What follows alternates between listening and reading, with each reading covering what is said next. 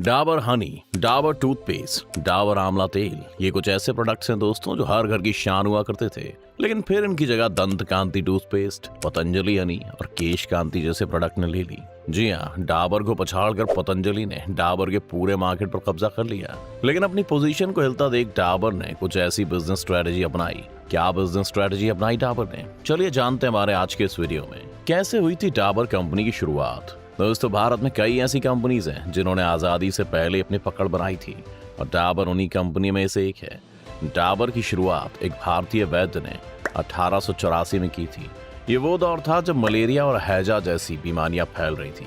उस दौरान एक भारतीय आयुर्वेद वैद्य डॉक्टर एस.के. बर्मन ने एक छोटा सा क्लिनिक खोला और लोगों का इलाज करने लगे।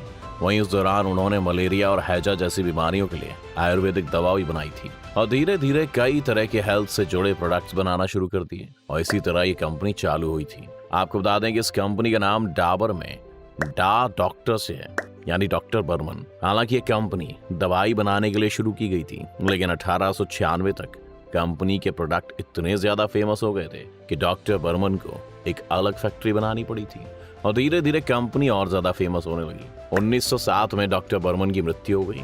उनकी मृत्यु के बाद इस कंपनी को उनके बेटे सी.एल. बर्मन ने संभाला और धीरे धीरे कंपनी में काफी सारे चेंजेस और इम्प्रूवमेंट्स किए गए। सी.एल. बर्मन ने डाबर की रिसर्च लैब खोली और अपने प्रोडक्ट में बढ़ोतरी की। इस तरह धीरे धीरे डाबर की पहुंच देश के छोटे से छोटे गांव से लेकर बड़े से बड़े शहर तक में हो गई। 1972 में डाबर का ऑपरेशन कलकत्ता से दिल्ली शिफ्ट हो गया।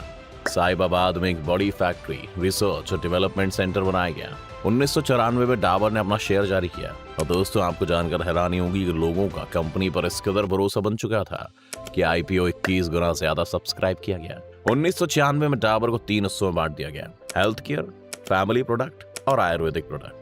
1998 में डाबर परिवार से निकलकर प्रोफेशनल्स के हाथों में सौंप दी गई थी। पहली बार कंपनी को नॉन फैमिली प्रोफेशनल सीईओ मिला और साल 2000 में कंपनी का टर्नओवर पहली बार 1000 करोड़ के आंकड़े के पार पहुंचा।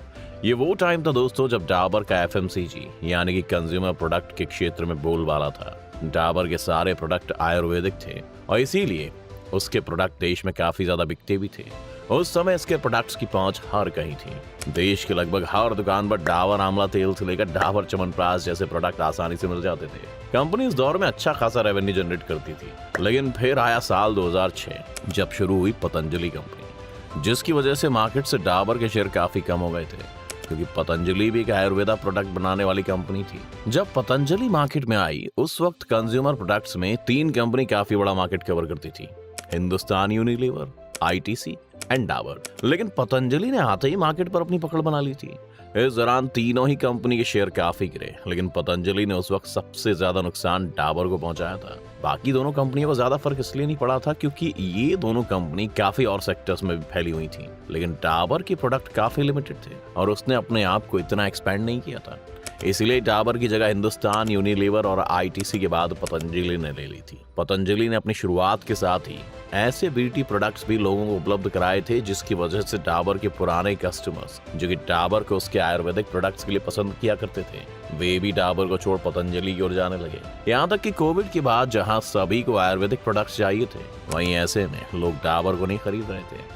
डाबर हमेशा से अपनी पुरानी स्ट्रेटजी पर काम करता था। उस वक्त डाबर के प्रोडक्ट्स की मांग काफी कम हो गई थी। इसके साथ ही साल 2018 के बाद कई सारे नए नए ब्रांड्स मार्केट में आए जो लोगों को आयुर्वेदिक प्रोडक्ट्स प्रोवाइड करवाने लगे। इन्होंने नॉर्मल प्रोडक्ट्स मार्केट से उठाकर उनमें आयुर्वेदिक इंग्रेडिएंट्स को मिलाकर बेचना शुरू कर दिया और आज की जनरेशन ने उसे काफी पसंद किया। इस तरह ये प्रोडक्ट काफी ज्यादा रेवेन्यू जनरेट करने लगे और वहीं डाबर, जो किसी जमाने में सबसे बड़ी आयुर्वेदिक कंपनी थी, वो कहीं पीछे छूटने लगी थी।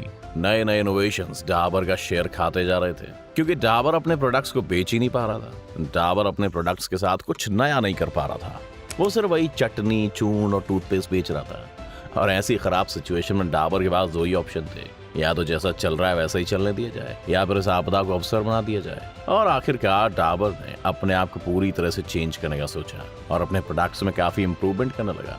डाबर को उसका फायदा भी काफी मिला क्योंकि डाबर की पहले से पहुंच हर घर तक थी। इसीलिए डाबर ने अपने प्रोडक्ट्स के जरिए लोगों तक मैसेज पहुंचाया कि उसके जो भी प्रोडक्ट्स होंगे वो नेचर के बिल्कुल करीब होंगे। इसके साथ ही डाबर ने अपनी पैकेजिंग में भी काफी ज्यादा ध्यान दिया और प्रोडक्ट्स को और ज्यादा अट्रैक्टिव बनाया। साथ ही डाबर ने महिलाओं के लिए ब्यूटी प्रोडक्ट्स बनाने पर भी ध्यान दिया जिसमें उसने फेस क्रीम और फेस वॉश जैसे कई प्रोडक्ट निकाले। वहीं डाबर हनी डाबर टूथपेस्ट जैसे प्रोडक्ट डाबर पहले से बना रहा था, लेकिन अपने प्रोडक्ट में चेंज करके और कुछ नए प्रोडक्ट लॉन्च करके डाबर ने अपने पुराने कस्टमर्स को तो वापस पाया ही, साथ ही नए कस्टमर्स का भी एक बड़ा बाजार डाबर ने खड़ा कर दिया। यही वजह रही कि साल 2017 में जहां डाबर का रेवेन्यू 7,701 करोड़ रुपए था, वहीं साल 2021 में ये बढ़कर 9,562 करोड़ जा पहुंचा था। इन सब के साथ भी डाबर ने अपने प्रोडक्ट्स को ई कॉमर्स प्लेटफॉर्म पर भी उतारा, क्योंकि डाबर अब ये बात समझ चुका है कि आज की जनरेशन आयुर्वेदिक प्रोडक्ट में विश्वास तो करती है, लेकिन सब कुछ ऑनलाइन खरीदना ही ज्यादा प्रेफर करती है। ऐसे में डाबर ने अपने सारे प्रोडक्ट ऑनलाइन भी लोगों को उपलब्ध कराने शुरू कर दिए। इसके साथ ही दोस्तों, अपनी बिजनेस स्ट्रेटजी को आगे बढ़ाते हुए डाबर ने जो सबसे बड़ा इनोवेशन किया वो था बिल्कुल अलग सेक्टर में अपने बिजनेस को आगे बढ़ाने का, जहां डाबर ने हाल ही में बादशाह मसाले को एक्वायर कर लिया है। जी हाँ, और ये डाबर की सबसे बड़ी स्ट्रेटजी थी, क्योंकि अब शायद डाबर को ये बात समझ आ गई है कि उसने अपने प्रोडक्ट्स को एक्सपेंड करना है। इसीलिए तो डाबर अब स्पाइसेस मार्केट में भी उतरने लगी है। कंपनी ने मसाला मार्केट में एंट्री करने का प्लान तैयार करते हुए देश के एक बड़े मसाला ब्रांड बादशाह मसाले की 51% हिस्सेदारी खरीदकर उस पर कंपनी का मालिकाना हक प्राप्त कर लिया है। आपको बता दें कि डाबर ने बादशाह मसाले के साथ ये समझौता करीब 587.52 करोड़ रुपए में किया है। बादशाह मसाला फूड सेक्टर में बहुत सालों से पिसे, खड़े और मिक्स मसाले बेचता आ रहा है। इससे डाबर की ग्रोथ स्ट्रेटजी में तेजी आएगी, क्योंकि इस तरह वो अपने फूड बिजनेस को बिल्ड करना जारी रखेंगे, क्योंकि इन दिनों डाबर अपने बाकी प्रोडक्ट्स पर भी काफी ज्यादा ध्यान दे रहा है। इस तरह डाबर की भारत के 25,000 करोड़ रुपए से ज्यादा के ब्रांडेड मसालों के बाजार में एंट्री होगी। ऐसे में दोस्तों, दोनों ही देश के बड़े ब्रांड्स हैं। ऐसे में दोनों के साथ आने से कंपनी को काफी ज्यादा फायदा होगा। आपको बता दें कि बादशाह मसाला की शुरुआत 1958 में हुई थी। इसकी शुरुआत जवाहर जमनादास झावेरी ने की थी, जब उन्होंने साइकिल पर सवार होकर गरम मसाला और चाय मसाला बेचना शुरू किया था। ये मसाला जल्दी फेमस हो गया और जवाहरलाल जमनादास ने इसके बाद मुंबई के घाटकोपर में एक छोटी यूनिट की स्थापना की, जिसे गुजरात के उम्बरगो में 6,000 वर्ग फुट के बड़े कारखाने में अपग्रेड होने में देर नहीं लगी।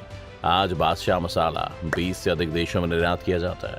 आज सेल्स का 1/3 एक्सपोर्ट किया जाता है और बादशाह मसाला ने अंतर्राष्ट्रीय मसाला बाजार में अपनी एक अलग जगह बना ली है। ये ब्रांड 450 के डिस्ट्रीब्यूटर नेटवर्क के साथ सुपरमार्केट, लोकल किराना स्टोरों के साथ साथ इंटरनेशनल में भी शेल्फ जगह रखता है। इस तरह से आज डाबर फिर से एक बड़े ब्रांड के रूप में उभर कर आ रहा है, और जहां पतंजलि ने डाबर को कड़ी टक्कर दी थी, वहीं अब डाबर वापस से अपनी खोई हुई पोजीशन को वापस पा रहा है। क्या लगता है आपको, क्या डाबर पतंजलि के मार्केट को गायब कर पाएगा, या पतंजलि या फिर कोई दूसरा ब्रांड एक बार वापस आकर डाबर की कुर्सी को हिला देगा? हमें अपने विचार कमेंट सेक्शन में जरूर बताएं।